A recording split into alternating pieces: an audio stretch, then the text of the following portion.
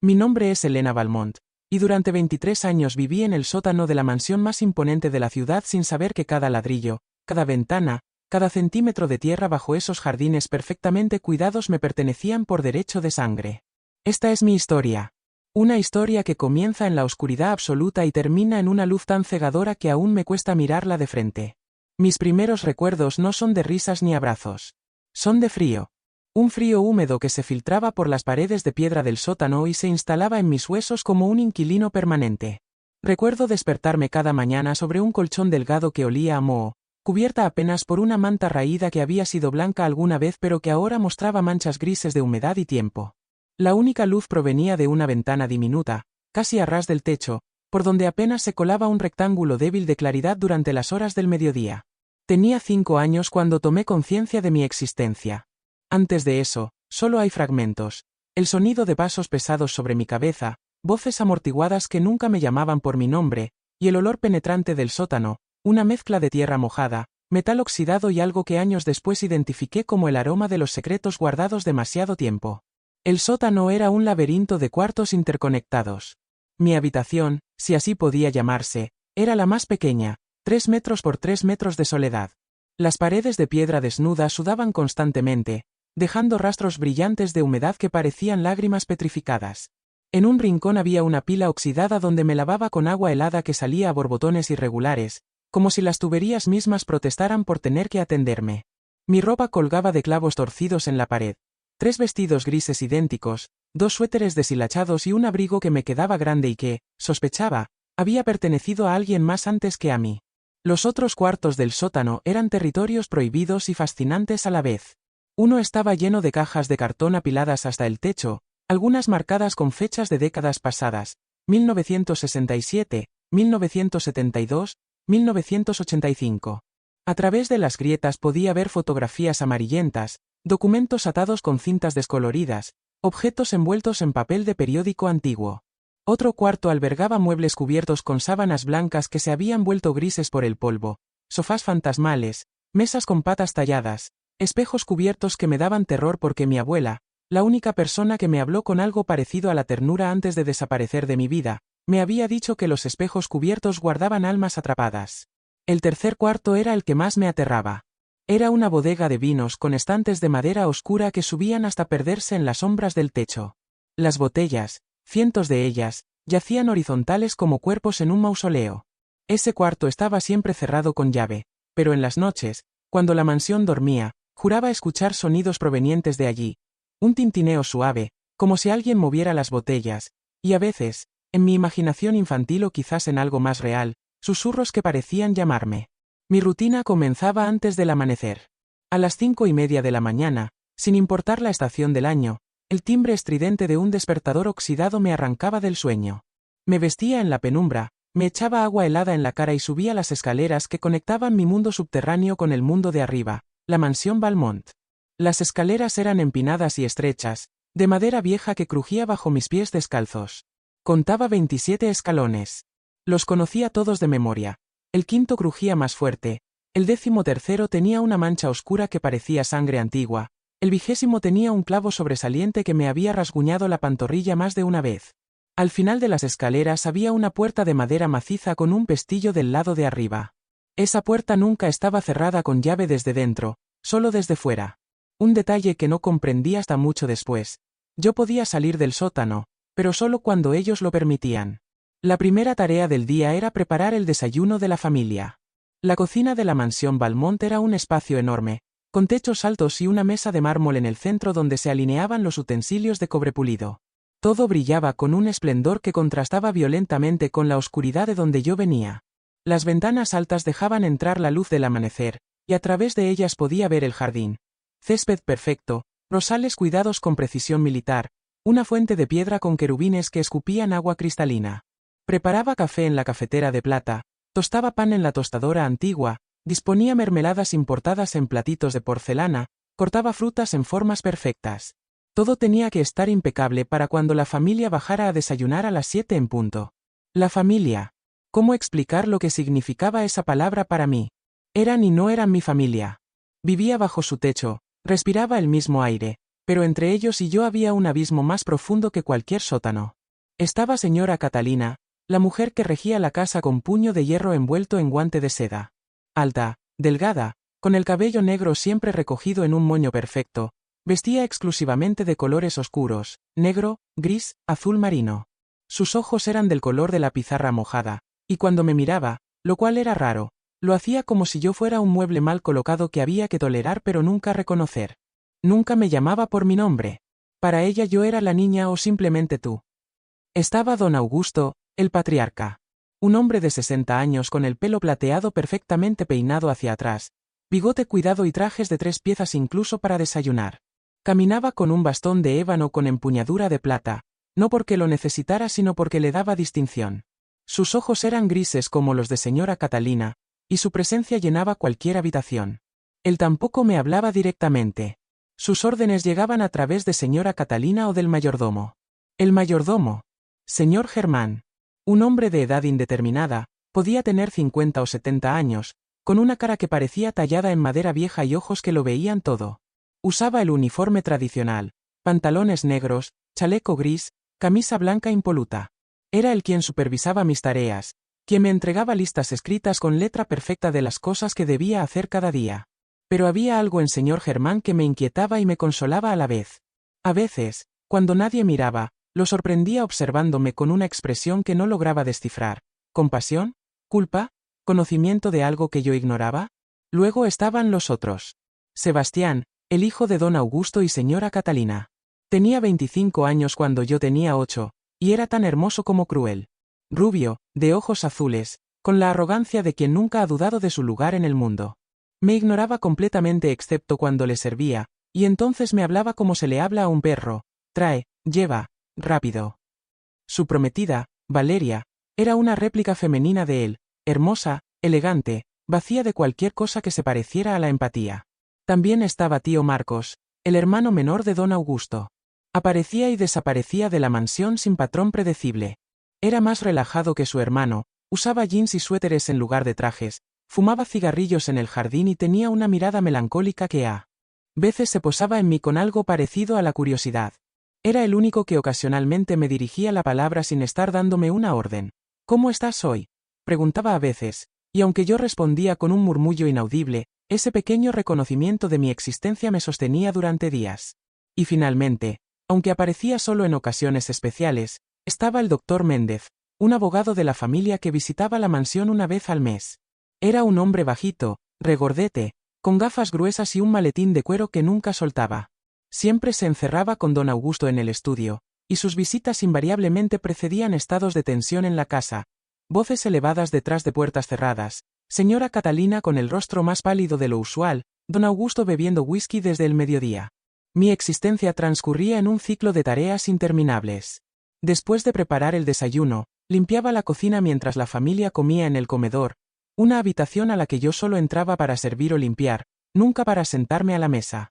Luego venía la limpieza de los pisos. La mansión tenía 3 plantas y un ático, cada una con pasillos largos de madera que debían ser trapeados hasta brillar. Mis manos, incluso de niña, estaban siempre agrietadas, rojas, ásperas por los químicos de limpieza. Por las tardes lavaba ropa a mano en el lavadero del sótano, una tina de cemento con agua que apenas se calentaba.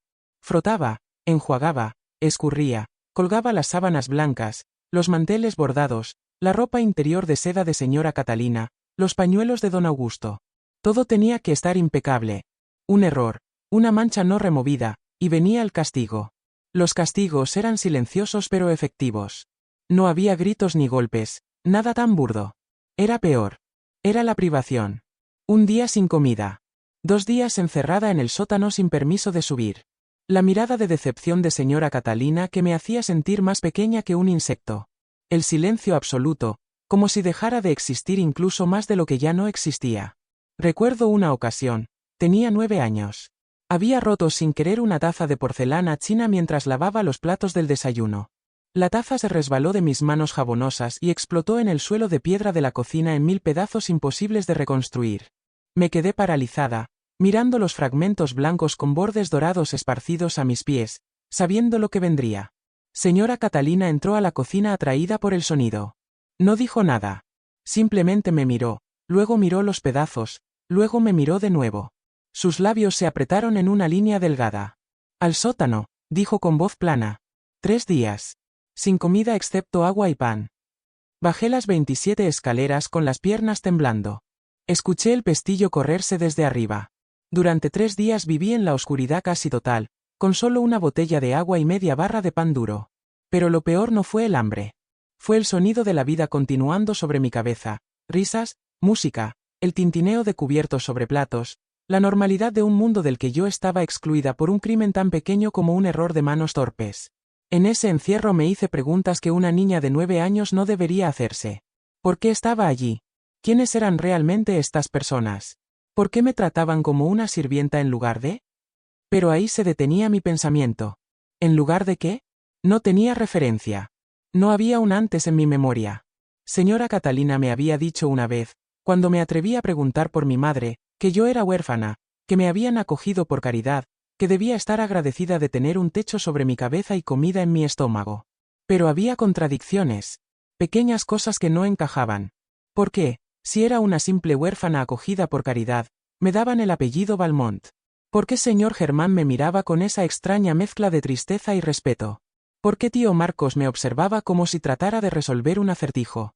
¿Por qué, en las raras ocasiones en que veía mi reflejo en los espejos de la mansión, mis ojos grises se parecían tanto a los de don Augusto? La mansión misma era un enigma. Era imposiblemente grande para una sola familia. 3 plantas más el ático, 14 habitaciones, 7 baños, biblioteca, sala de música, comedor formal, sala de estar, estudio, invernadero. Y todos esos cuartos cerrados. Había pasillos enteros prohibidos. La puerta del ático siempre con llave. El estudio de don Augusto, santuario inviolable. Y una habitación en el segundo piso, al final del pasillo este, con una puerta de caoba tallada con rosas, que nunca, jamás, debía abrirse. Esa habitación está fuera de límites, me había dicho señor Germán cuando llegué por primera vez a limpiar el segundo piso.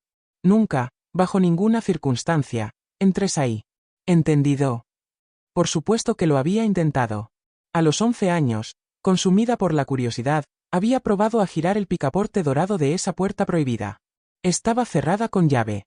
Me había arrodillado para mirar por el ojo de la cerradura pero solo había visto oscuridad. Sin embargo, olía diferente. Mientras el resto de la mansión olía a cera de muebles y flores frescas, de ese cuarto emanaba algo distinto. Perfume antiguo, papel viejo y algo más, algo dulce y triste que no podía identificar. Los retratos. La mansión Valmont estaba llena de retratos de antepasados. Colgaban en las paredes del comedor, de la biblioteca, del pasillo principal. Hombres y mujeres vestidos con ropas de otras épocas, mirando al futuro con expresiones severas. Todos compartían ciertos rasgos, los ojos grises, la línea firme de la mandíbula, una cierta altura aristocrática. Yo solía detenerme frente a ellos mientras limpiaba el polvo de sus marcos dorados, preguntándome quiénes habían sido, qué vidas habían vivido, si alguno de ellos había sido infeliz como yo. Había uno en particular que me fascinaba. Colgaba en la biblioteca, casi escondido detrás de una cortina pesada de terciopelo verde. Era el retrato de una mujer joven, quizás de 25 años. Tenía el cabello castaño recogido en rizos suaves, ojos grises luminosos y una sonrisa que parecía guardar un secreto. Vestía un traje azul oscuro de principios del siglo XX y sostenía un libro en sus manos. En la pequeña placa al pie del retrato decía, Isabella Valmont, 1895 a 1921. No sé por qué ese retrato me llamaba tanto. Quizás porque era el único que sonreía. Quizás porque en sus ojos veía algo que reconocía, soledad, pero también fortaleza. A veces, cuando estaba segura de estar sola en la biblioteca, le hablaba en susurros, contándole mis penas, mis miedos, mis diminutas rebeldías. Los años pasaron en una monotonía gris salpicada de pequeños momentos que, solo en retrospectiva, puedo identificar como piezas de un rompecabezas que tardé demasiado en armar. Tenía 14 años cuando escuché la primera conversación reveladora. Era tarde, pasada la medianoche. Yo había terminado mis tareas y había bajado al sótano, pero no podía dormir. El insomnio se había vuelto mi compañero constante. Subí de nuevo las escaleras para tomar un vaso de agua de la cocina, moviéndome como un fantasma por los pasillos oscuros. Cuando pasé frente al estudio de don Augusto, vi luz filtrándose por debajo de la puerta. Voces. Don Augusto y el doctor Méndez. Debí seguir caminando, Pero algo en el tono urgente me detuvo. Me acerqué, el corazón latiéndome en la garganta, y pegué el oído a la madera pulida. No puede seguir así para siempre, decía el doctor Méndez. Cuando cumpla 18 años, tendrá derecho legal. Cállese, lo interrumpió don Augusto con voz tensa. Las cosas están como deben estar. Los documentos están seguros. Nadie va a reclamar nada. Pero Augusto, ella es. He dicho que se calle. El golpe de un puño sobre el escritorio me hizo dar un salto. Mi hermana fue una tonta. Una tonta romántica que pagó el precio de su estupidez. Lo que dejó me corresponde por derecho. Soy el primogénito. Esta casa, esta fortuna, todo es mío. Y la niña, la voz del doctor Méndez sonaba incómoda. ¿Qué piensa hacer con ella cuando sea mayor? Cree que nunca hará preguntas. Para entonces será demasiado tarde. Está roto, destruido. Sin evidencia no hay reclamo. Y ella es nadie. Menos que nadie. Una sirvienta agradecida por tener un lugar donde vivir. Hubo un silencio largo. Luego el doctor Méndez habló con voz cansada. Espero que sepa lo que hace. Espero que su conciencia pueda soportar el peso. Mi conciencia está perfectamente tranquila. Hice lo que había que hacer para proteger el legado familiar. Ahora váyase. Y recuerde, usted está tan implicado en esto como yo. Un abogado puede perder su licencia por falsificación de documentos. Escuché pasos acercándose a la puerta. Corrí de vuelta al sótano con el corazón desbocado, el vaso de agua olvidado. Me acurruqué en mi colchón, temblando, con las palabras dando vueltas en mi cabeza. Mi hermana fue una tonta. Don Augusto tenía una hermana. O había tenido. Y algo sobre cumplir 18 años. Y documentos destruidos. Y ella es. ¿Quién? Yo. ¿Era yo ella? Esa noche no dormí. Por primera vez en mi vida, la idea de que mi existencia en ese sótano no era casualidad, no era caridad, sino algo mucho más siniestro, comenzó a tomar forma en mi mente. Comencé a observar. A escuchar. A buscar sin saber exactamente qué buscaba. Me volví más silenciosa, más invisible de lo que ya era. Me convertí en una sombra que veía sin ser vista, que escuchaba sin ser escuchada. Descubrí que cuando la familia tenía reuniones importantes, señor Germán guardaba los documentos que se discutían en un archivador en la despensa, de todos los lugares.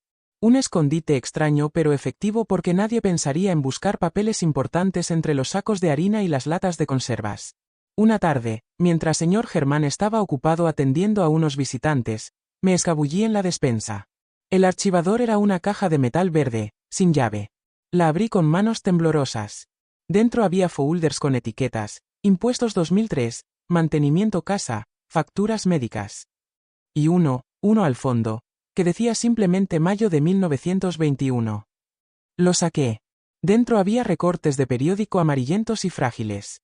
El titular del primero decía, trágico accidente en la mansión Valmont, heredera fallece. Estaba fechado en marzo de 1921. Leí con avidez. Isabella Valmont, única hija de los difuntos señores Edmundo y Clarisa Valmont, falleció ayer en un trágico accidente en la mansión familiar. La señorita Valmont, de 26 años, cayó por las escaleras principales en circunstancias que están siendo investigadas. Su hermano menor, Augusto Valmont, de 19 años, ha declarado que encontró a su hermana al pie de las escaleras cuando regresaba de un viaje de negocios. La señorita Valmont deja un vacío imposible de llenar en la sociedad local.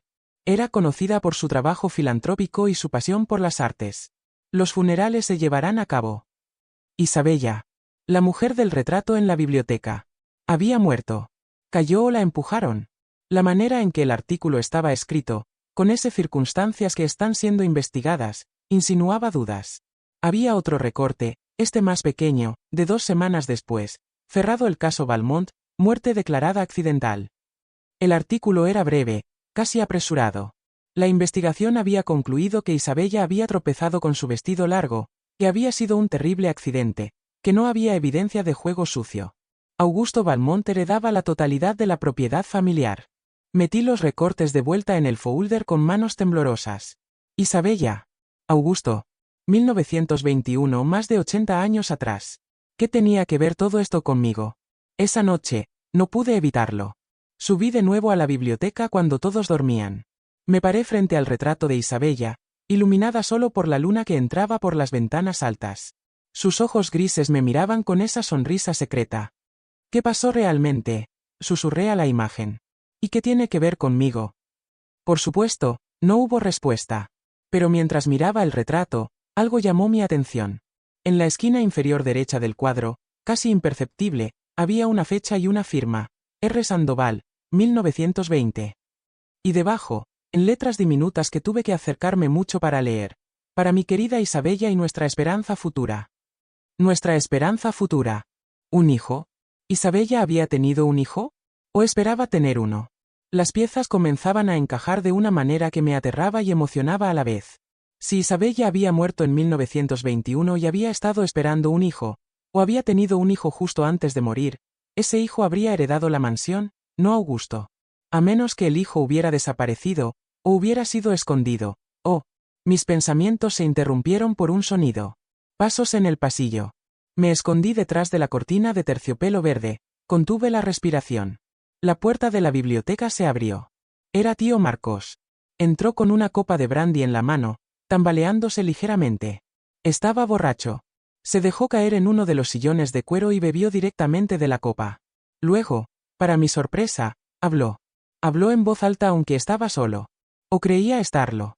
Perdóname, Isabella, dijo mirando al techo. Perdóname por ser un cobarde. Debí decir algo. Debí. Pero era joven. Tenía miedo de Augusto. Todos le teníamos miedo. Bebió de nuevo, un trago largo. Tu hija. Tu preciosa hija. Está aquí. ¿Sabes? Viviendo en el sótano como una criada. Augusto la tiene ahí, la esconde. Pretende que es una huérfana que acogimos por caridad. Pero yo sé la verdad. Vi el certificado de nacimiento antes de que lo destruyera. Vi tu testamento antes de que desapareciera. Elena Valmont. Tu hija. La verdadera dueña de todo esto. El mundo se detuvo. El aire desapareció de mis pulmones. Tío Marco seguía hablando pero yo ya no podía escuchar por encima del rugido de sangre en mis oídos. Elena Valmont.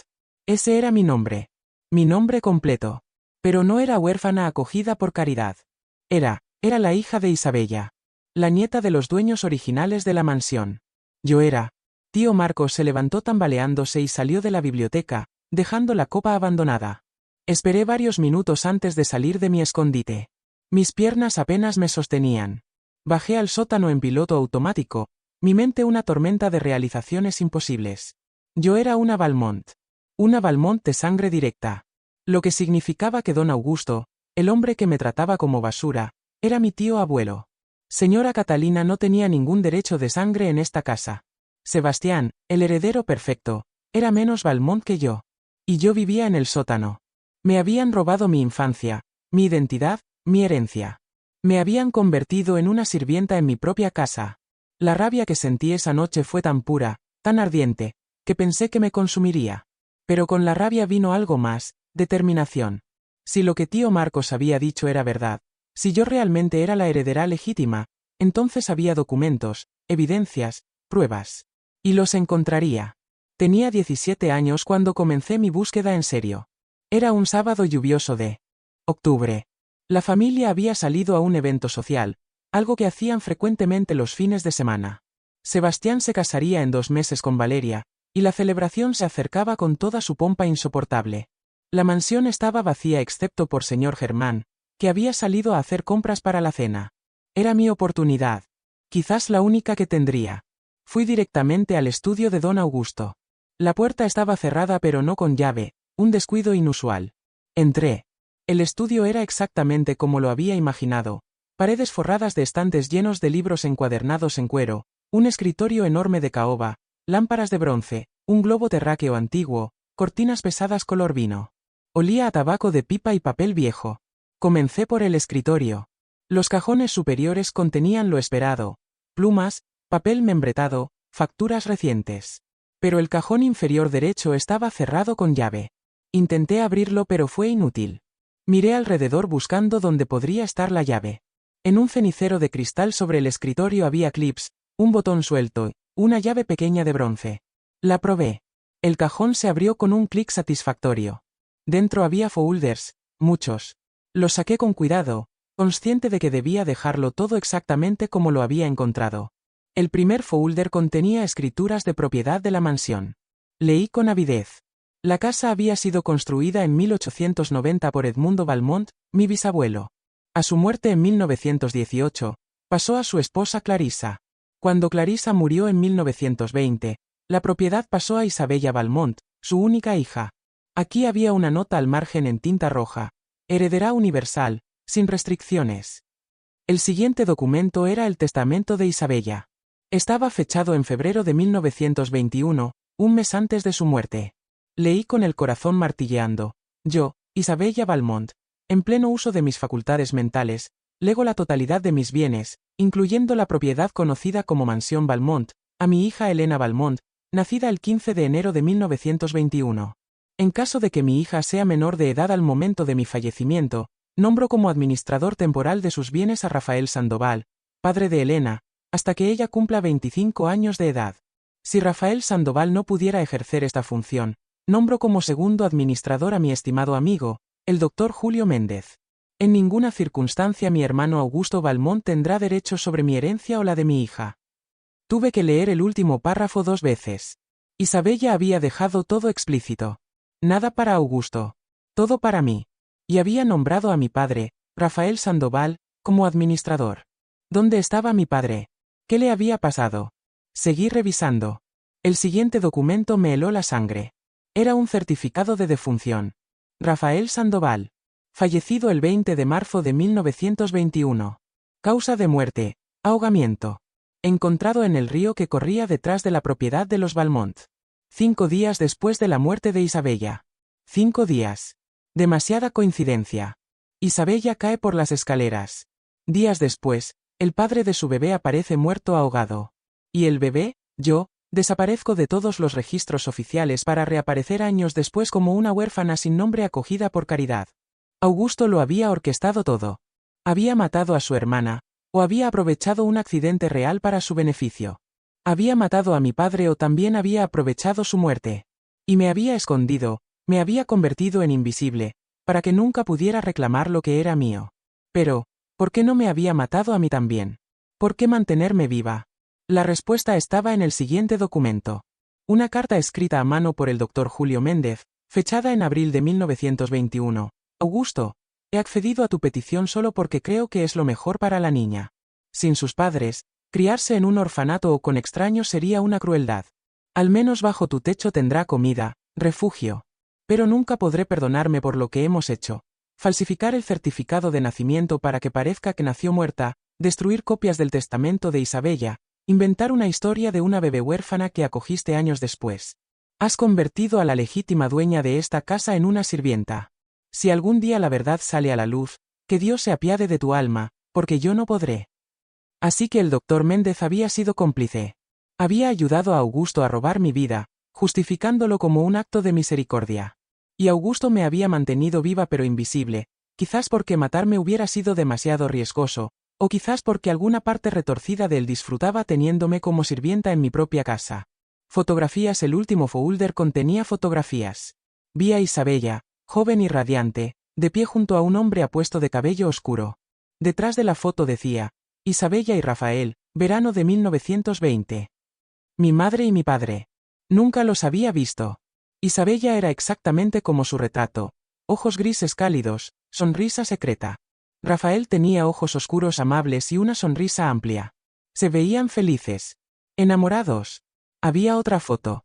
Isabella sosteniendo un bulto envuelto en mantas. Un bebé.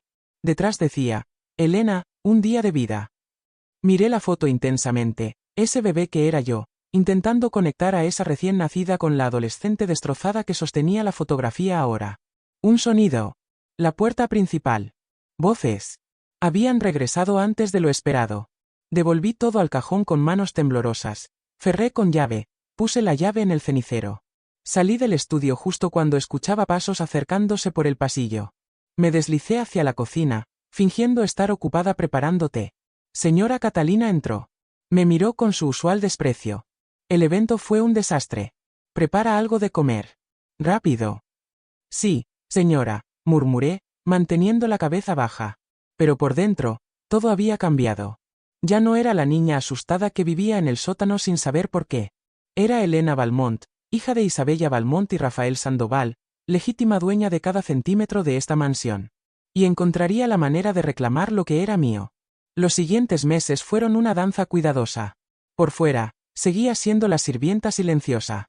Por dentro, planeaba. Necesitaba evidencia sólida. Los documentos en el estudio de don Augusto eran valiosos, pero no podía simplemente robarlos. Necesitaba copias, certificaciones, algo que sostuviera ante una corte. Y necesitaba un aliado. Alguien que me ayudara.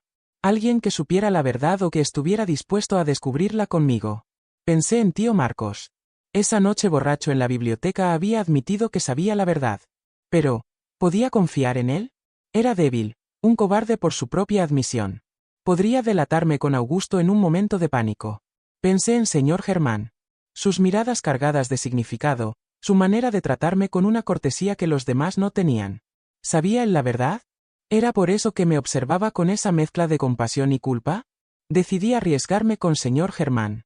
Una noche, después de terminar mis tareas, lo encontré solo en la despensa, haciendo inventario de las provisiones. Me acerqué silenciosamente.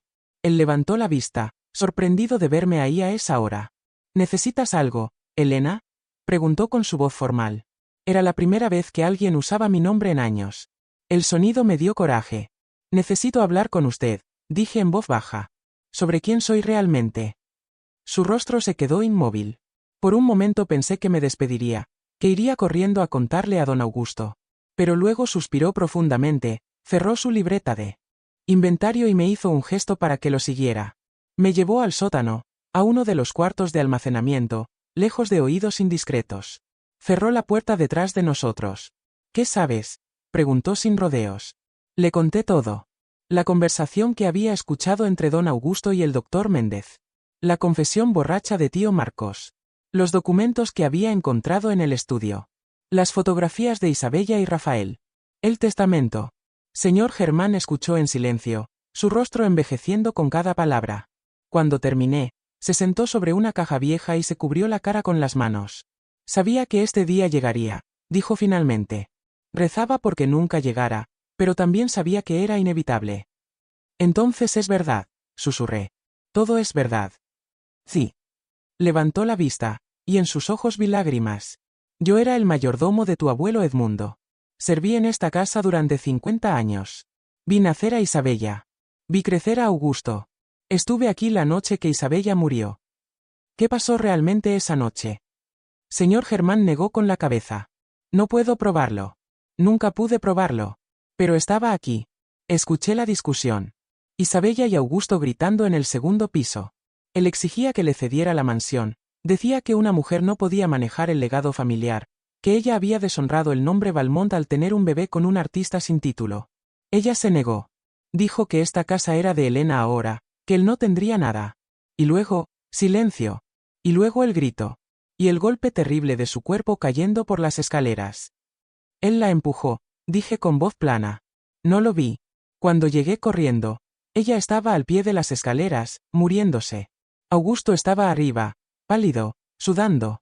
Decía que había sido un accidente, que ella había tropezado. Y yo era solo un mayordomo. ¿Quién me hubiera creído contra un Valmont? ¿Y mi padre? Rafael era un buen hombre. Un pintor sin fortuna pero con un corazón noble. Isabella lo amaba. Cuando ella murió, él estaba destrozado. Juró que protegería a Elena, que reclamaría la herencia para ella.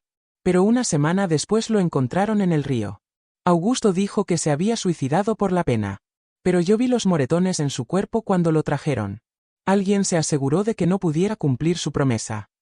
Y yo. Tú eras solo un bebé. Augusto te mantuvo escondida en el ático durante meses, atendida por una nodriza que luego fue despedida y enviada lejos con suficiente dinero para asegurar su silencio. El doctor Méndez falsificó los documentos. Hicieron desaparecer las copias del testamento. Y cuando tuviste 5 años, te trajeron al sótano. Te dijeron que eras huérfana. Te convirtieron en sirvienta.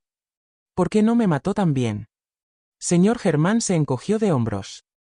Quizás tuvo miedo de que 3 muertes fueran demasiada coincidencia. Quizás necesitaba creerse a sí mismo que no era un monstruo completo. O quizás, en su mente retorcida, pensó que era un castigo apropiado, tenerte viviendo como sirvienta en tu propia casa, sin saber nunca lo que te robó. Pero usted sabía. Y no dijo nada. He vivido con esa culpa cada día, dijo señor Germán con voz quebrada. Soy un cobarde. Como Marcos. Como el doctor Méndez. Todos sabíamos y no dijimos nada. Pero ahora que sabes la verdad, puedo ayudarte. Debo ayudarte. Por Isabella. Por Rafael. Por ti. ¿Cómo?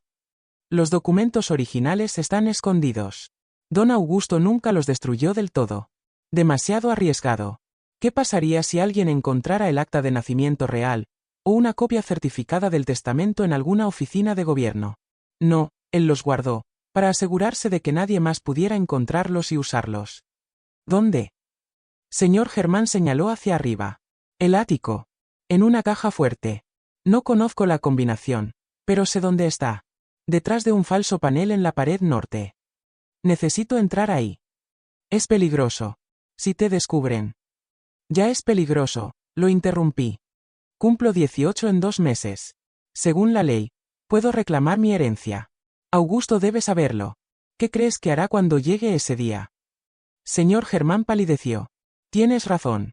Debemos actuar rápido. Planeamos cuidadosamente. La familia viajaría a la ciudad vecina para asistir a una gala benéfica el siguiente fin de semana. Era una gala de 2 días, lo que significaba que pasarían la noche fuera. Señor Germán iría con ellos, como siempre. Pero me daría una llave del ático antes de partir y me enviaría un mensaje cuando estuvieran seguros lejos.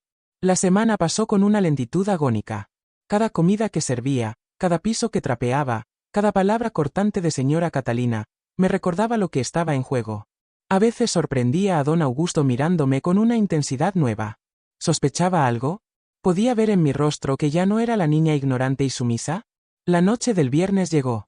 Los vi partir en la limusina negra, don Augusto impecable en su smoking, señora Catalina con un vestido de gala color burdeos, Sebastián y Valeria radiantes con su próxima boda.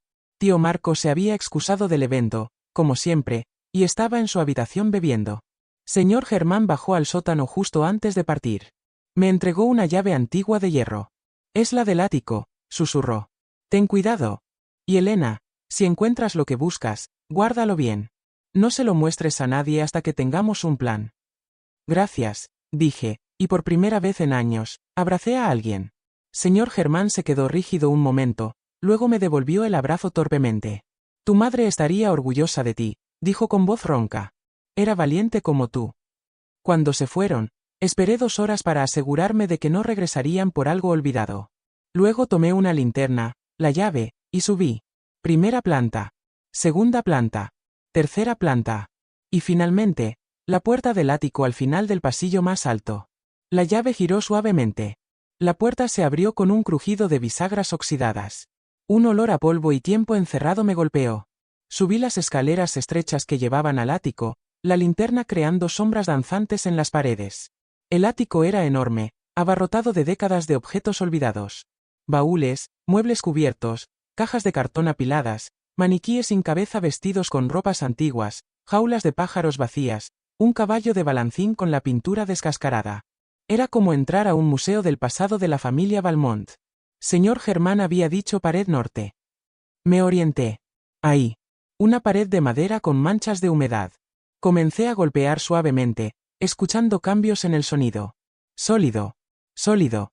Hueco. Ahí. Busqué el mecanismo. Pasé los dedos por la madera hasta que sentí una irregularidad. Un clavo que sobresalía ligeramente. Lo empujé. Un clic. Un panel de 1 metro cuadrado se desprendió hacia adelante. Detrás había una caja fuerte empotrada en la pared. Era antigua, de metal negro con una rueda para marcar la combinación. No sabía los números, pero había crecido observando, siempre observando. Recordé fechas importantes. Probé el cumpleaños de don Augusto. Nada. Probé la fecha de muerte de Isabella. Nada.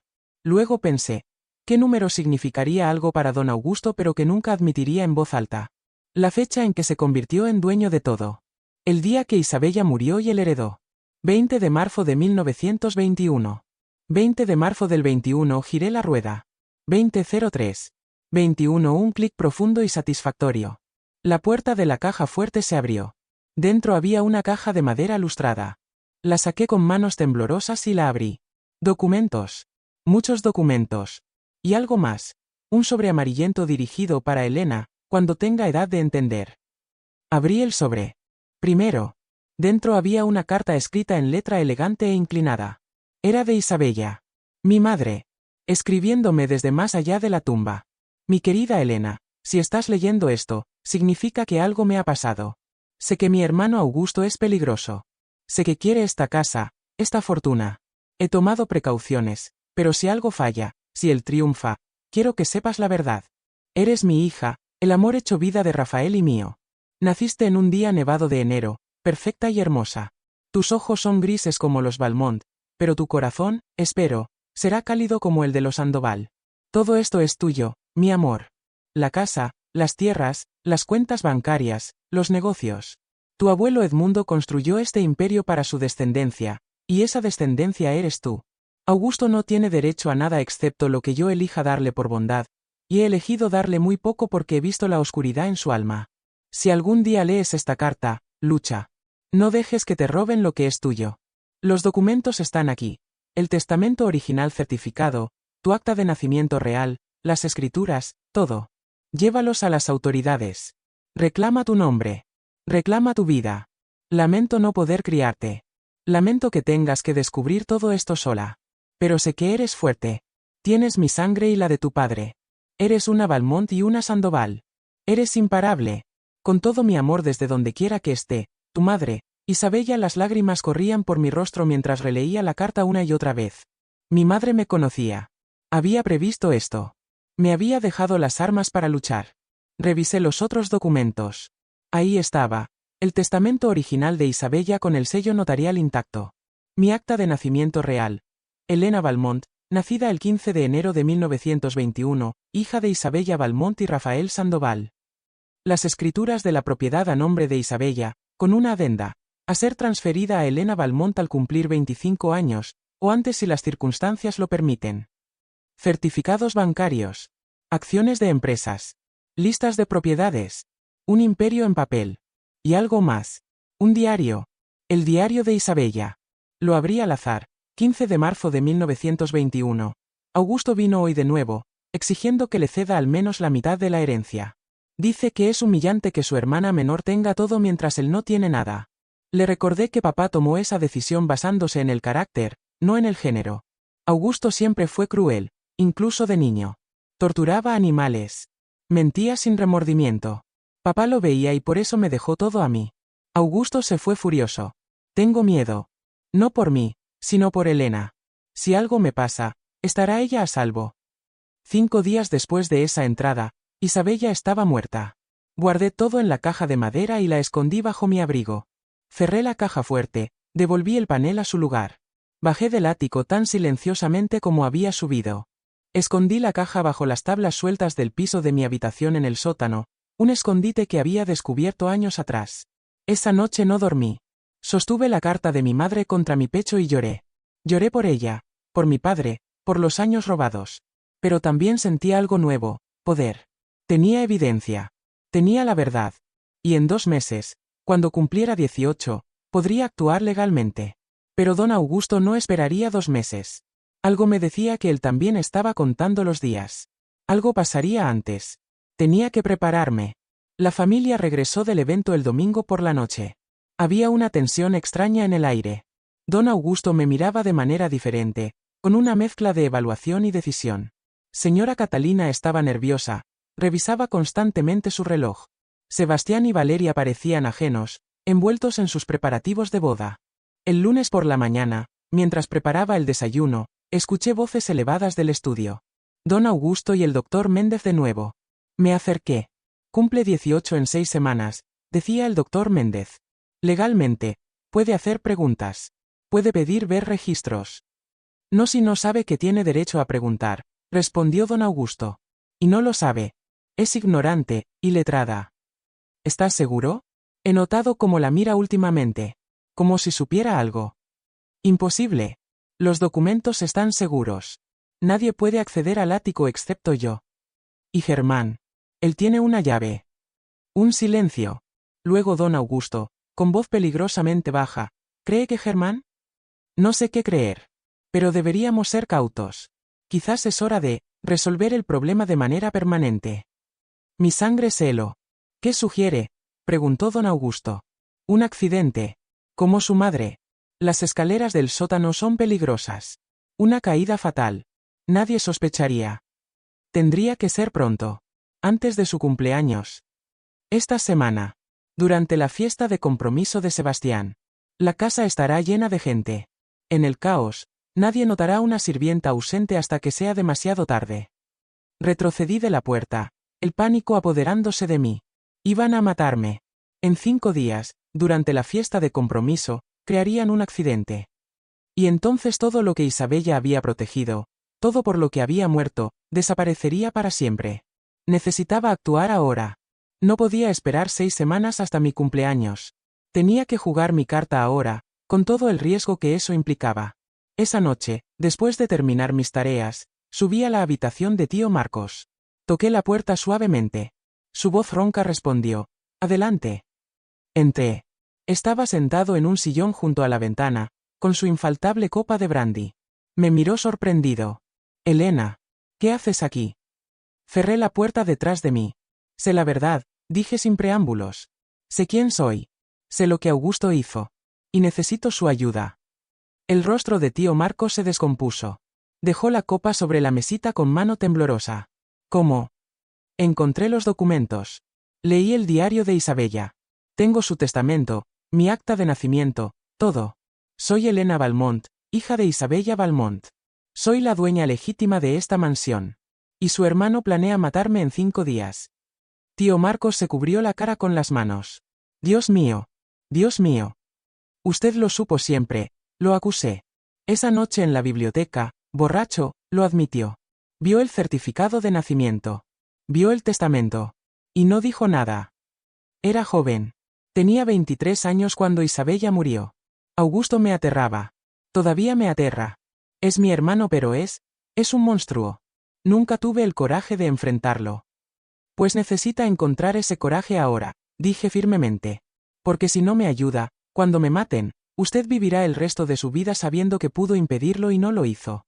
¿Puede soportar esa culpa? Tío Marcos levantó la vista. Sus ojos estaban rojos, llenos de lágrimas y brandy.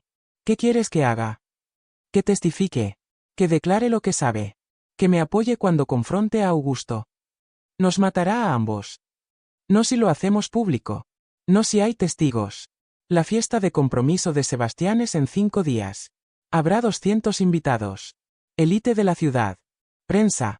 Será el escenario perfecto. Tío Marcos me miró como si estuviera viendo a Isabella resucitada. Eres igual que ella. Valiente. Testaruda. Brillante. ¿Me ayudará?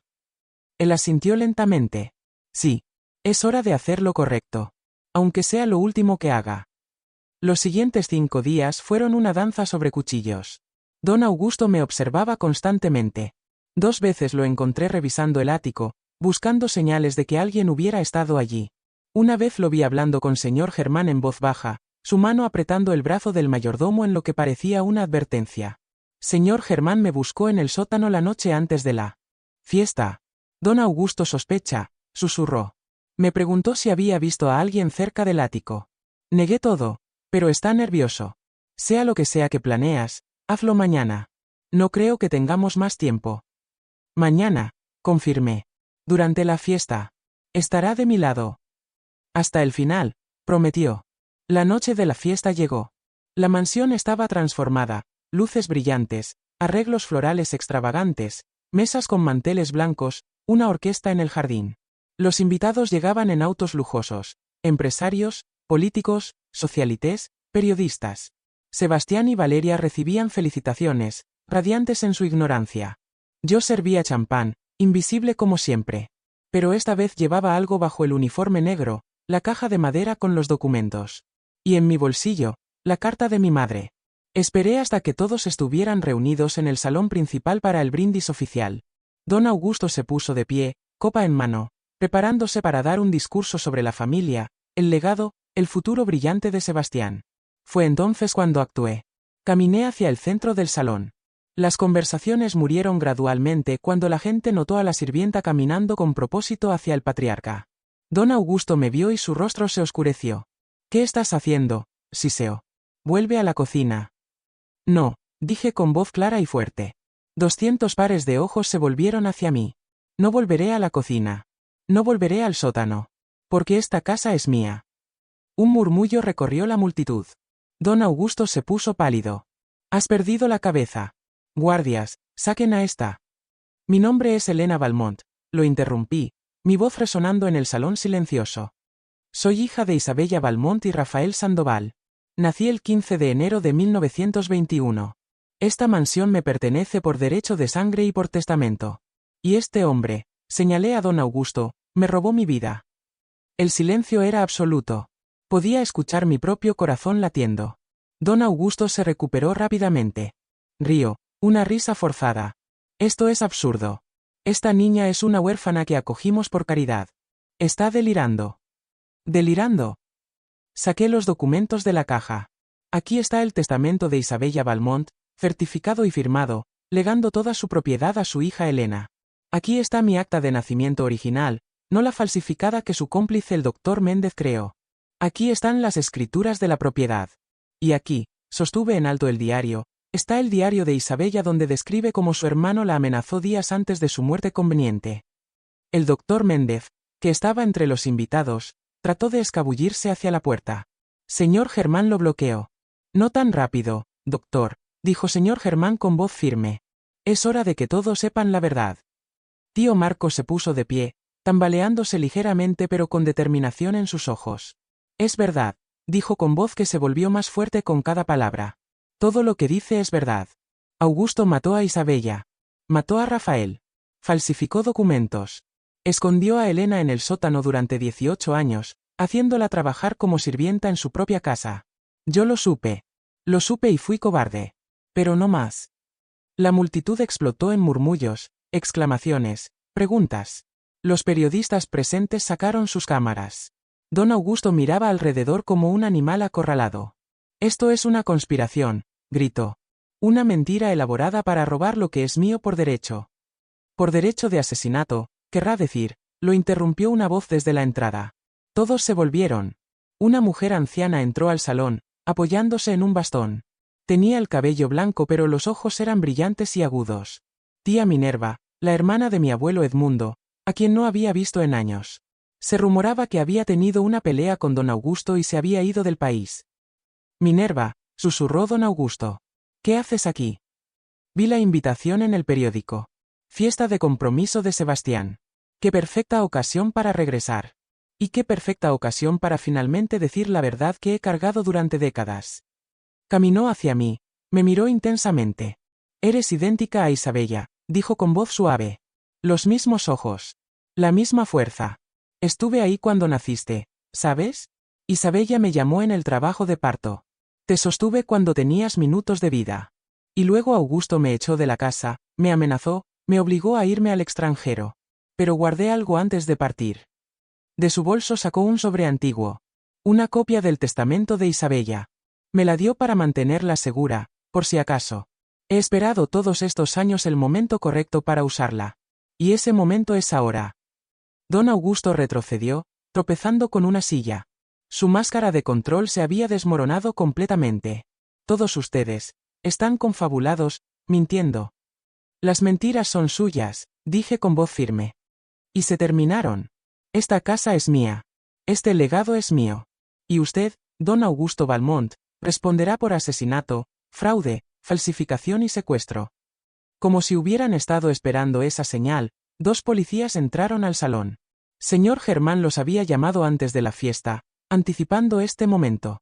Augusto Valmont, dijo uno de ellos, está bajo arresto por sospecha de asesinato y fraude.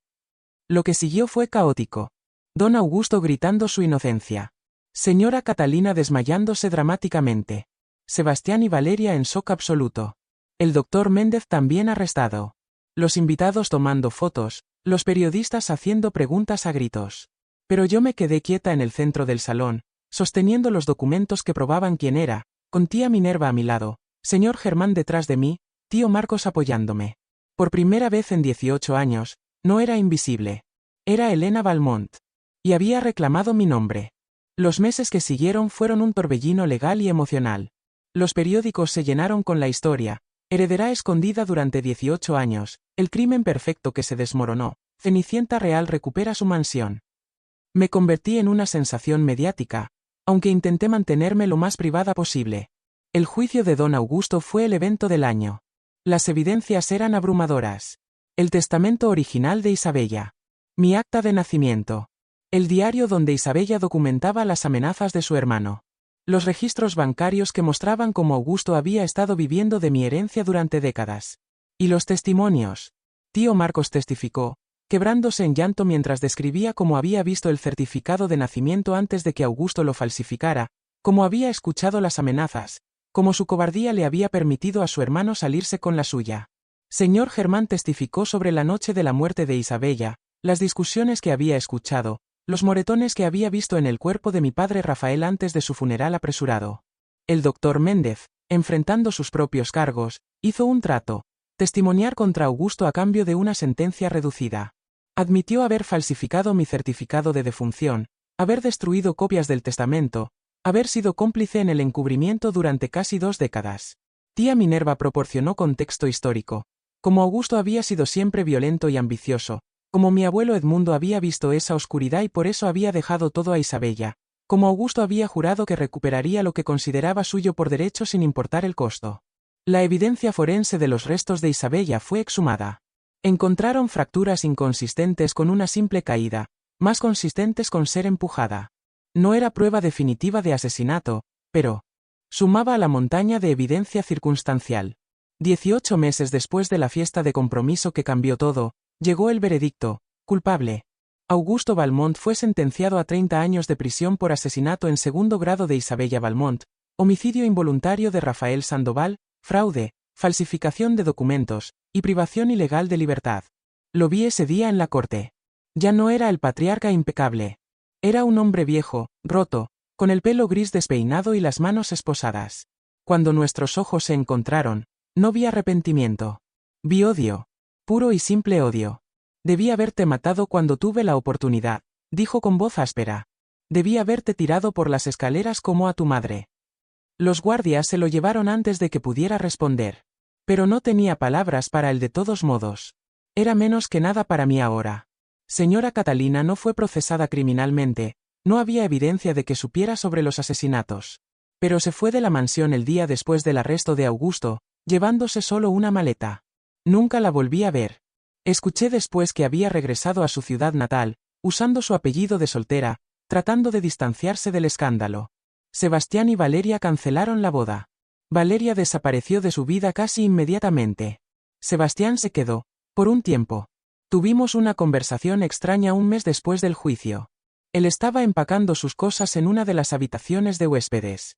Nunca lo supe, me dijo sin mirarme. Sobre ti, quiero decir. Sobre quién eras realmente. Mi padre me dijo que eras una huérfana. Yo, simplemente te ignoré porque así era como te trataban todos. No pensé en cuestionar. Eso no te exime, respondí. Viste cómo me trataban. Viste que vivía en el sótano. Viste que trabajaba como esclava. Y no hiciste nada. Lo sé. Finalmente me miró. No espero tu perdón. Solo quería que supieras que lo lamento. Por lo que vale, lo lamento. Se fue al día siguiente.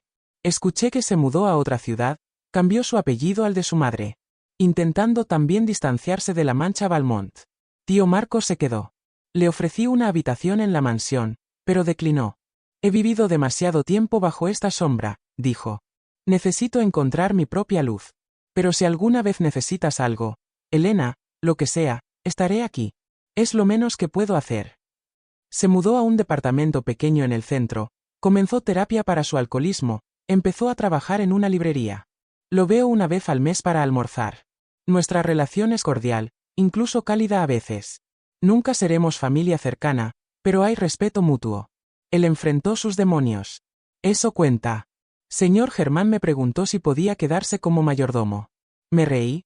Una risa genuina y libre. Germán, le dije usando su nombre de pila por primera vez. Esta es tu casa tanto como la mía. Has servido a los Valmont durante 50 años. Pero no más como mayordomo. Quédate como familia. Como el tío honorario que siempre debiste ser. Lloró. Este hombre estoico que había mantenido compostura durante décadas lloró como un niño. Se quedó, por supuesto. Ahora maneja las operaciones diarias de la mansión, no como sirviente sino como administrador. Le pago bien y tiene su propia ala en la casa. A veces cenamos juntos y me cuenta historias de Isabella, de cómo era cuando niña. Esos momentos son preciosos. Tía Minerva también se quedó, al menos por un tiempo. Tenía 75 años y su salud no era la mejor. Le di la suite más grande del segundo piso, con vista al jardín. Pasamos incontables horas juntas mientras ella me contaba sobre mi familia, sobre Isabella, sobre el mundo Valmont que me había sido robado. Tu madre amaba los rosales, me contó una tarde mientras tomábamos té en el jardín. Pasaba horas cuidándolos. Decía que las rosas eran como las personas, necesitaban cuidado, poda cuando era necesario, y espacio para crecer. Estos rosales que ves aquí, ella los plantó. Miré los rosales que había visto toda mi vida sin saber que mi madre los había plantado. De repente significaban todo. Tía Minerva murió 2 años después de la fiesta. Pacíficamente, mientras dormía. Su último regalo para mí fue un sobre con fotografías antiguas. Isabella embarazada, radiante. Isabella sosteniendo a una bebé, yo. Rafael pintando en el jardín. Isabella y Rafael bailando en la terraza. Momentos de felicidad antes de que todo se desmoronara. Una fotografía en particular me atrapó. Isabella sentada en los escalones de la entrada principal de la mansión, mirando a la cámara con esa sonrisa secreta suya. Detrás de la foto había escrito, en mi reino, esperando a mi princesa. Supe inmediatamente qué significaba.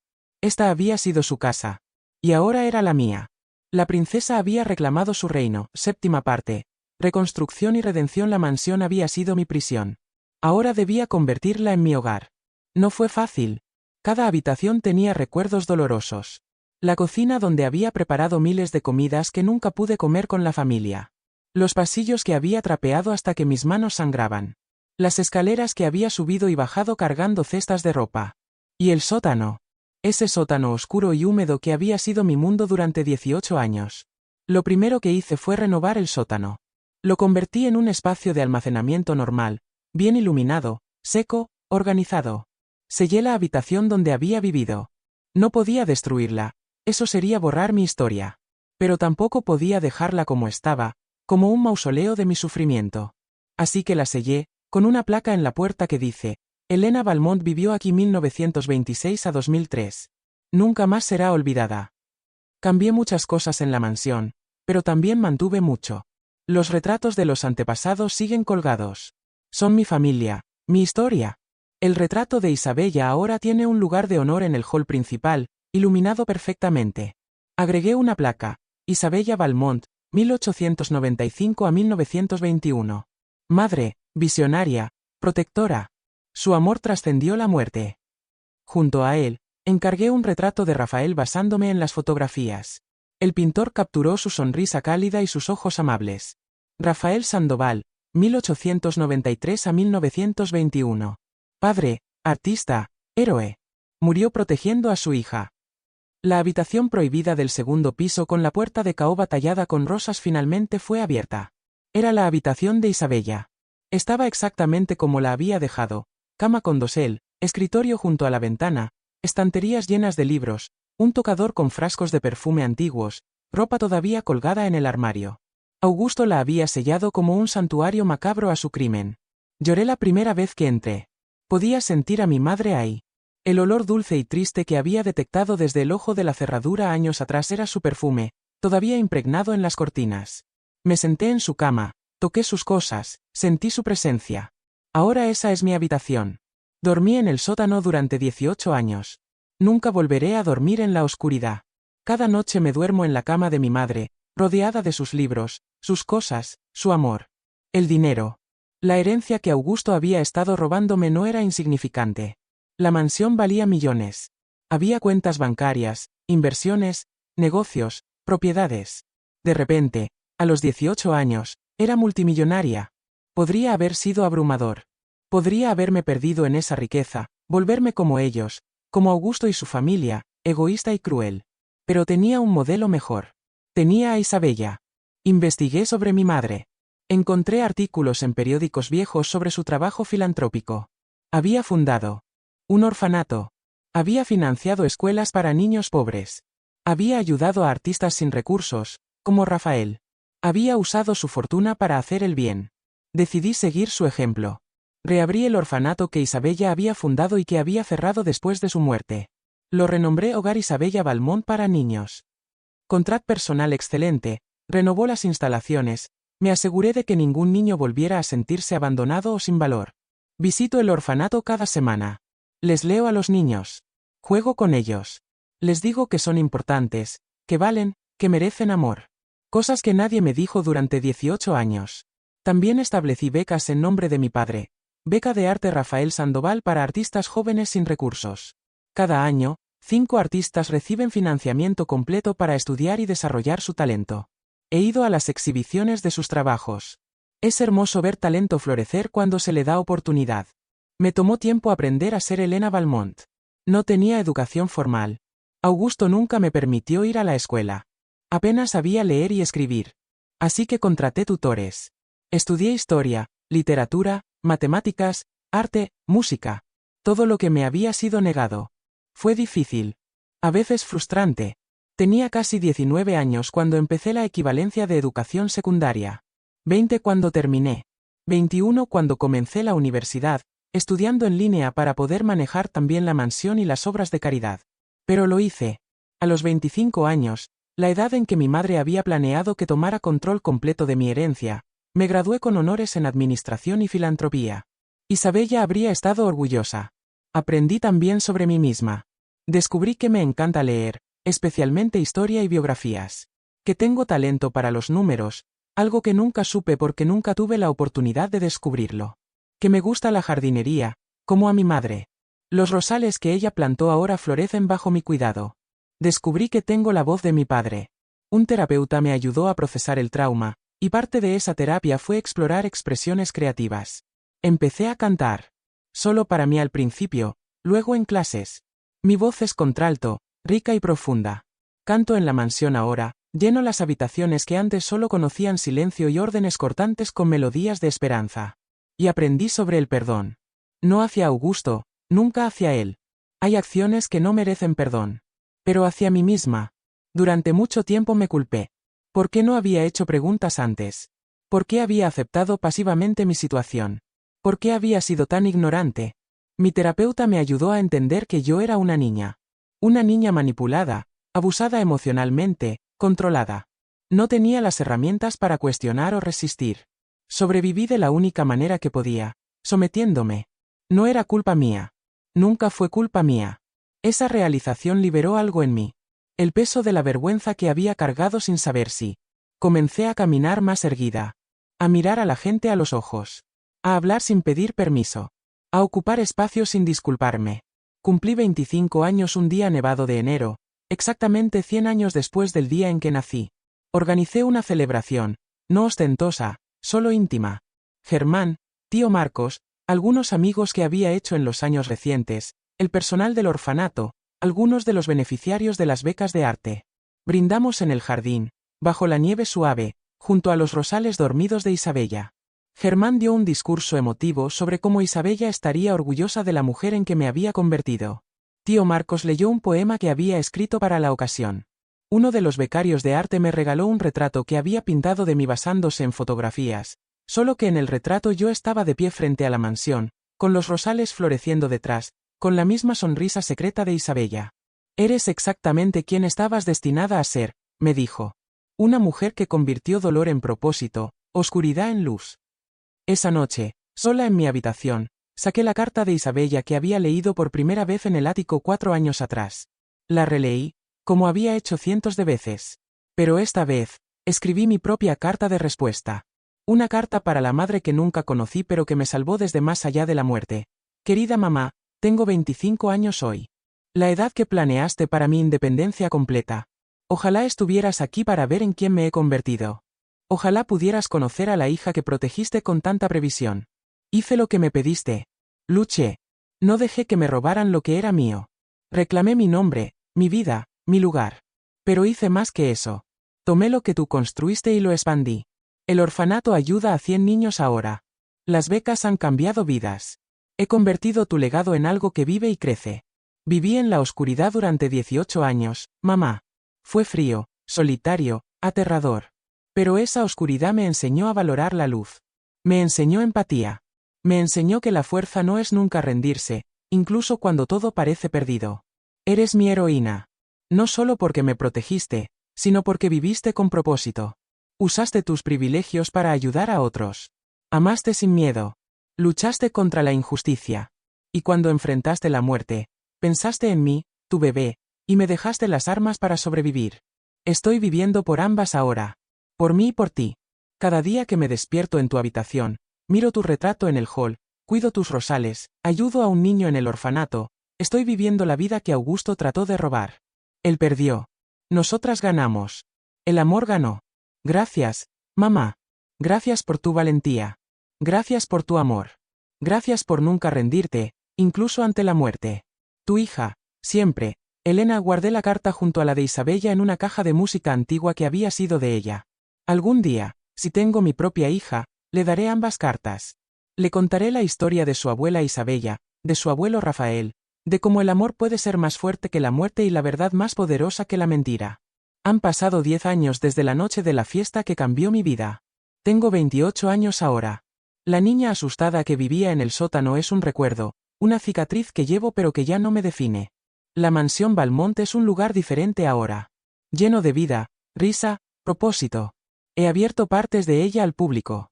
Tours educativos sobre la historia de la familia Valmont, pero también sobre justicia, sobre cómo los secretos pueden envenenar generaciones, sobre la importancia de hablar la verdad. La habitación sellada del sótano es parte del tour.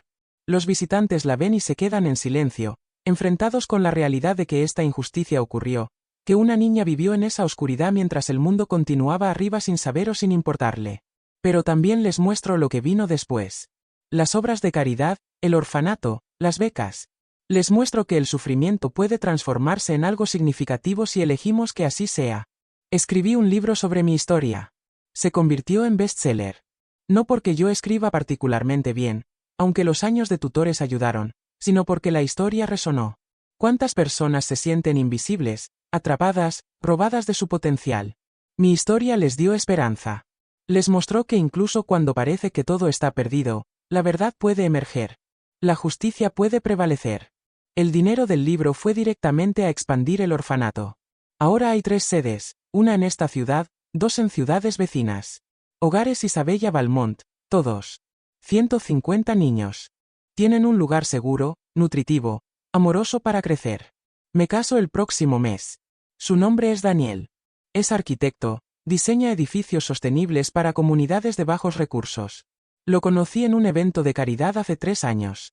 Era humilde, gentil, apasionado por hacer el bien en el mundo. No le importó mi dinero. Le importé yo. Cuando le conté mi historia, lloró.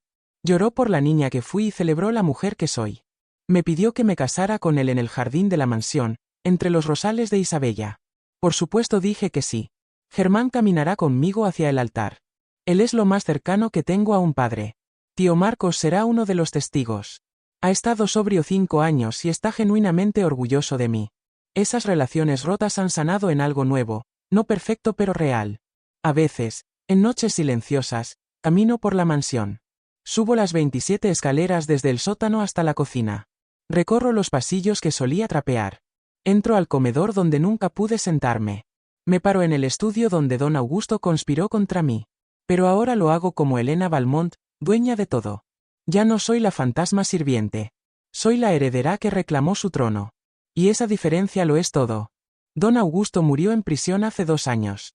Tenía 83. Fue un ataque al corazón, me dijeron. No fui a su funeral. No lloré su muerte. Simplemente cerré ese capítulo. Él no merece espacio en mi vida, ni siquiera en mi odio. El doctor Méndez cumplió su sentencia y fue liberado. Intentó contactarme una vez, pidiendo perdón. Le envié una carta breve. He perdonado mi parte en permitir que esto continuara. Usted debe perdonarse su parte en crearlo. No puedo ayudarlo con eso. Nunca respondió. No esperaba que lo hiciera. Isabella me visita en sueños a veces. No de manera espeluznante, sino reconfortante. Estamos en el jardín y ella me muestra cómo podar los rosales. O estamos en su habitación y ella me enseña a peinarme el cabello como ella lo usaba. O simplemente estamos sentadas juntas, madre e hija, en un silencio cómodo que no necesita palabras. Sé que son solo sueños, manifestaciones de mi subconsciente procesando el vacío de nunca haberla conocido. Pero me gusta pensar que, donde quiera que esté, está orgullosa. Que Rafael también lo está. Que ambos pueden finalmente descansar sabiendo que su hija sobrevivió, superó y triunfó. Esta mañana me paré frente al espejo en la habitación de Isabella, mi habitación.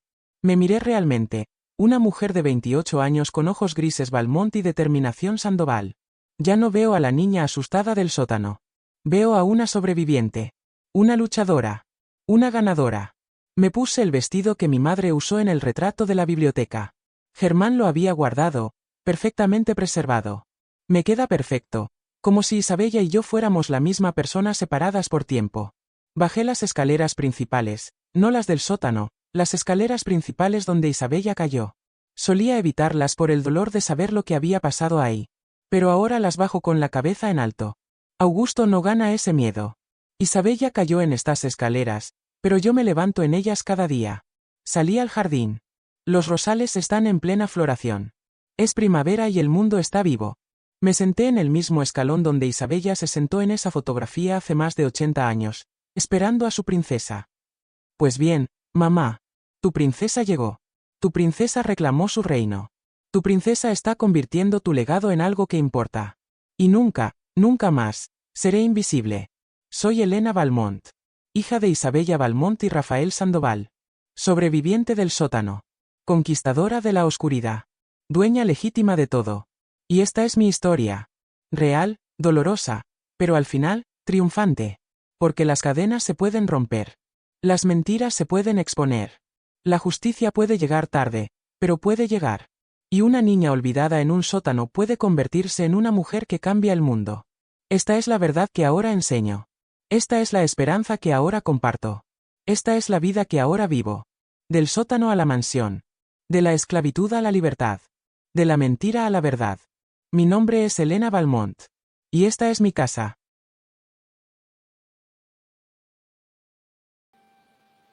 The lake holds so many memories, doesn't it?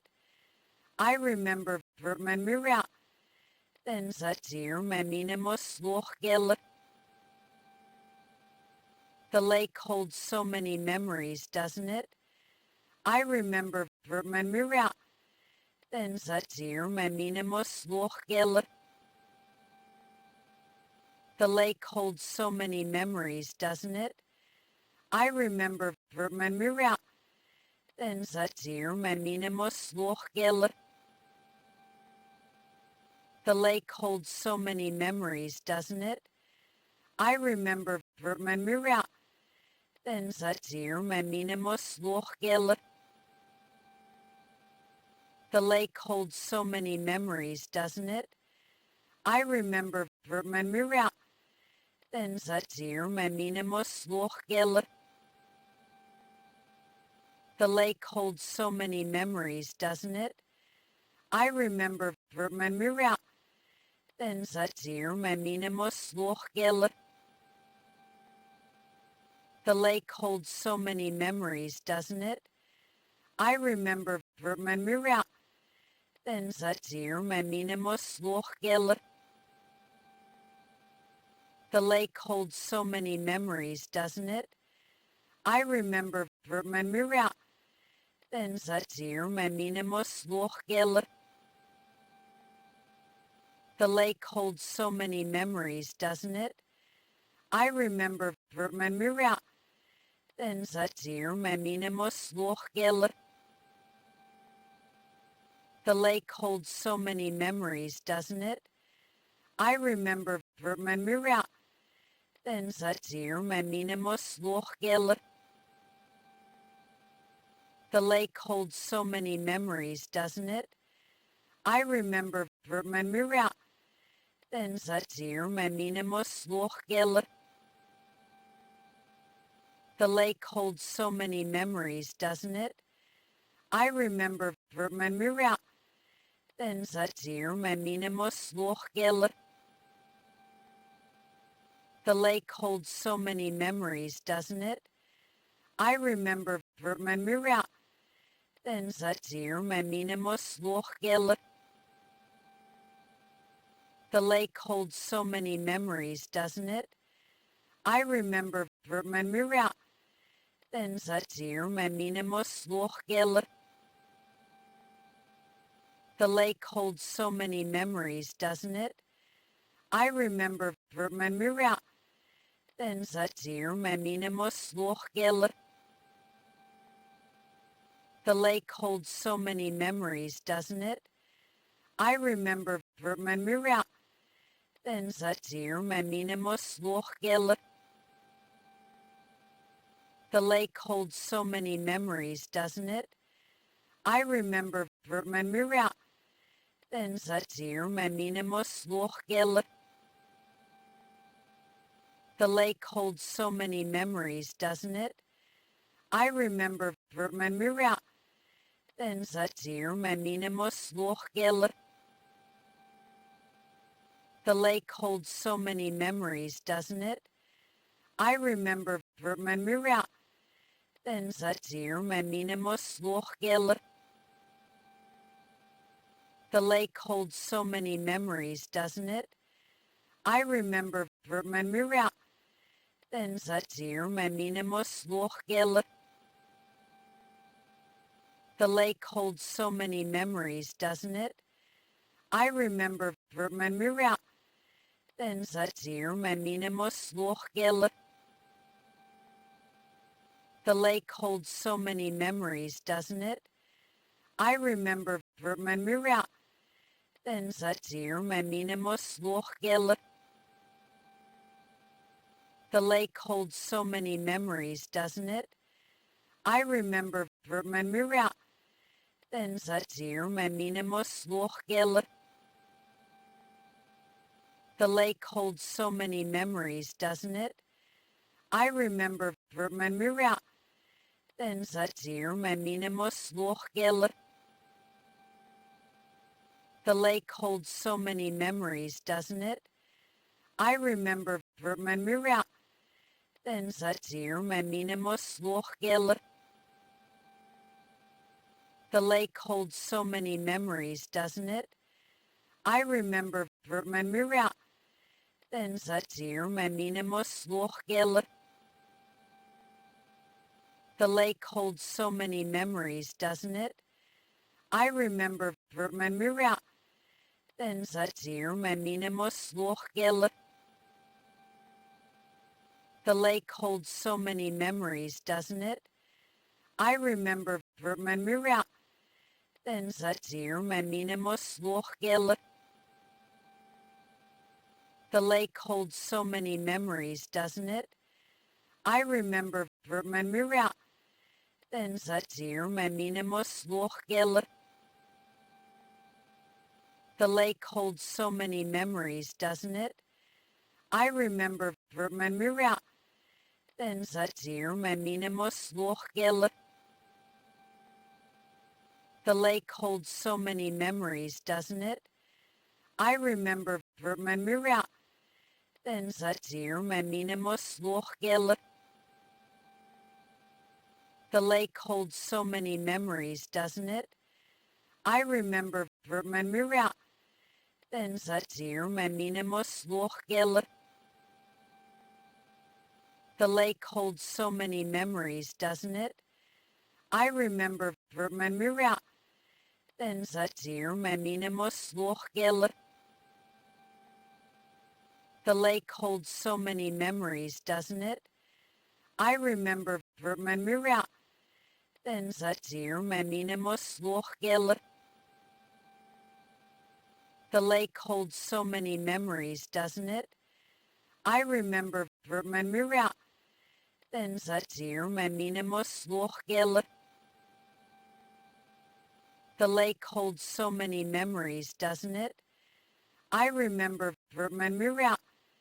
Then zatir meminimos lochgele. The lake holds so many memories, doesn't it? I remember Vermemira. Then zatir meminimos lochgele. The lake holds so many memories, doesn't it? I remember vermemira. Then zatir meminimos lochgil. The lake holds so many memories, doesn't it? I remember vermemira. Then zatir meminimos lochgil. The lake holds so many memories, doesn't it? I remember vermemira. Then zatir meminimos lochgil. The lake holds so many memories, doesn't it? I remember vermemira. Then zatir meminimos lochgil. The lake holds so many memories, doesn't it? I remember vermemira. Then zatir meminimos lochgil. The lake holds so many memories, doesn't it? I remember vermemira. Then zatir meminimos lochgil. The lake holds so many memories, doesn't it? I remember vermemira. Then zatir meminimos lochgil. The lake holds so many memories, doesn't it? I remember vermemira. Then zatir meminimos lochgil. The lake holds so many memories, doesn't it? I remember vermemira. Then zatir meminimos lochgil. The lake holds so many memories, doesn't it? I remember vermemira. Then zatir meminimos lochgil. The lake holds so many memories, doesn't it? I remember vermemira. Then zatir meminimos lochgil. The lake holds so many memories, doesn't it? I remember vermemira. Then zatir meminimos lochgil. The lake holds so many memories, doesn't it? I remember vermemira. Then zatir meminimos lochgil. The lake holds so many memories, doesn't it? I remember vermemira. Then zatir meminimos lochgil. The lake holds so many memories, doesn't it?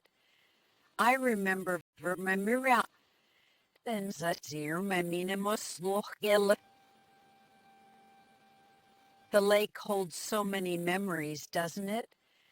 I remember vermemira.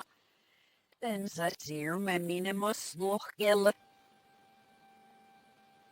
The lake holds so many memories, doesn't it? I remember vermemira. Then zatir meminimos lochgil. The lake holds so many memories, doesn't it? I remember vermemira. Then zatir meminimos lochgil. The lake holds so many memories, doesn't it? I remember vermemira. Then zatir meminimos lochgil. The lake holds so many memories, doesn't it?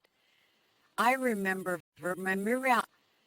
Then zatir meminimos lochgil. The lake holds so many memories, doesn't it? I remember vermemira. Then zatir meminimos lochgil. The lake holds so many memories, doesn't it? I remember vermemira. Then zatir meminimos lochgil. The lake holds so many memories, doesn't it? I remember vermemira. Then zatir meminimos lochgil. The lake holds so many memories, doesn't it? I remember vermemira. Then zatir meminimos lochgil. The lake holds so many memories, doesn't it? I remember vermemira. Then zatir meminimos lochgil. The lake holds so many memories, doesn't it? I remember Vermemira. Then Zatir Maminimus Lochgel. The lake holds so many memories, doesn't it? I remember Vermemira. Then Zatir Maminimus Lochgel. The lake holds so many memories, doesn't it? I remember Vermemira. Then Zatir Maminimus Lochgel. The lake holds so many memories, doesn't it? I remember Vermemira. Then Zatir Maminimus Lochgel. The lake holds so many memories, doesn't it? I remember Vermemira. Then Zatir Maminimus Lochgel. The lake holds so many memories, doesn't it? I remember Vermemira. Then Zatir Maminimus Lochgel. The lake holds so many memories, doesn't it? I remember Vermemira. Then Zatir Maminimus Lochgel. The lake holds so many memories, doesn't it? I remember Vermemira. Then Zatir Maminimus Lochgel. The lake holds so many memories, doesn't it? I remember Vermemira. Then Zatir Maminimus Lochgel. The lake holds so many memories, doesn't it? I remember Vermemira. Then Zatir Maminimus Lochgel. The lake holds so many memories, doesn't it? I remember Vermemira. Then Zatir Maminimus Lochgel. The lake holds so many memories, doesn't it? I remember Vermemira. Then Zatir Maminimus Lochgel. The lake holds so many memories, doesn't it? I remember Vermemira. Then Zatir Maminimus Lochgel. The lake holds so many memories, doesn't it? I remember Vermemira. Then Zatir Maminimus Lochgel. The lake holds so many memories, doesn't it? I remember Vermemira. Then Zatir Maminimus Lochgel. The lake holds so many memories, doesn't it? I remember Vermemira. Then Zatir Maminimus Lochgel. The lake holds so many memories, doesn't it? I remember Vermemira. Then Zatir Maminimus Lochgel.